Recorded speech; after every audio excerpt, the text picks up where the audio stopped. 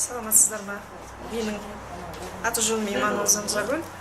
Мен 6 мамырдан бастап Есенгелдин жеңістің ақшаны қалай көбейту, сақтауға және көбейтуге болады деген тренингіне қатыстым. Алған әсерім өте көп. Бұрын негізінен орыс тіліндегі онлайн тренингтерді көп қарайтынмын.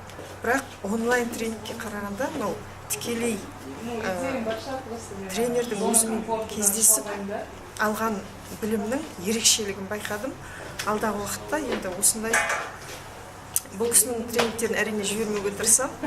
Бұл кісіге мені кім алып келді? Өйткені Фейсбуктан қараған кезде Сайынмұрат Давлатовтың оқушысы деген сөз маған әсер етті. Давлатовты көп қараймын, үйренетінім көп бұл кісіден.